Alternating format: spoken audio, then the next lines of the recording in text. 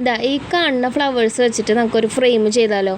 ഇത് വരുന്നത് ഒരു റെഡ് കളറല്ല, ഒരു ഓറഞ്ച് ടച്ചുള്ള ഒരു റോസാണ് കേട്ടത്. അപ്പോൾ ഇതിൻ്റെ ഉള്ളിലുള്ള പെറ്റൽസൊക്കെ കുറച്ച് ഡാമേജ് ആയിട്ടുണ്ട്. പക്ഷെ പുറത്തുള്ള പെറ്റൽസൊക്കെ നല്ല കളറായിട്ട് നല്ല ഇതേപോലെ ഡ്രൈ ആക്കി എടുക്കാൻ പറ്റിയിട്ടുണ്ട് കേട്ടോ. അപ്പോൾ ഞാൻ ഇതിന് ചൂസ് ചെയ്തിരിക്കണ ഫ്രെയിം എന്ന് വെച്ചിട്ടുണ്ടെങ്കിൽ ഇതേപോലെ 3 പാർട്ടീഷനുള്ളൊരു ഫ്രെയിമാണ്. അപ്പോൾ ഇതിൻ്റെ സെൻറ്ററിൽ വൈറ്റ് കളറാണ് ആഡ് ചെയ്തിരിക്കുന്നത്. അതിലാണ് 2 ഫോട്ടോ ആഡ് ചെയ്യുന്നുണ്ട്. പിന്നെ സൈഡിൽ കാണുന്ന 2 പാർട്ടീഷനിൽ റോസ് പെറ്റൽസ് ആണ് വെക്കുന്നത് കേട്ടോ. ഇതേപോലെയാണ് കേട്ടോ ഫിനിഷ് ചെയ്തെടുത്തേക്കുന്നത്. അപ്പോൾ എനിക്ക് ഈ കളർ കോമ്പിനേഷൻ നല്ല ഇഷ്ടപ്പെട്ടിട്ടുണ്ടായിരുന്നു കേട്ടോ. അതിൽ ഓറഞ്ച് ആണെങ്കിലും റെസിനൊക്കെ ഒഴിച്ച് വന്നപ്പോൾ ഒരു പിങ്കിഷ് കളറൊക്കെ ആയിട്ടുണ്ട് കേട്ടോ. അപ്പോൾ ഇതേപോലെ ചെയ്ത് വെച്ചിട്ടുണ്ട്. അപ്പോൾ എനിക്ക് നല്ല ഇഷ്ടമായിട്ടുണ്ടായിരുന്നു കേട്ടോ ചെയ്യാനായിട്ട്. അപ്പോൾ ഇതിൽ ഫോട്ടോയും എല്ലാം കൂടെ വെച്ച് കഴിഞ്ഞിട്ട് എങ്ങനെയുണ്ടെന്ന് നോക്കിയാലോ. അപ്പോൾ ഇതാണ് ഇതിൻ്റെ ഫൈനൽ റിസൾട്ട് വരുന്നത് കേട്ടോ. അപ്പോൾ എനിക്ക് നല്ല ഇഷ്ടമായിട്ടുണ്ടായിരുന്നു കേട്ടോ. ഇത് ഞാൻ ചെയ്തിട്ടുള്ളൊരു ന്യൂ മോഡലാണ് കേട്ടോ അത്.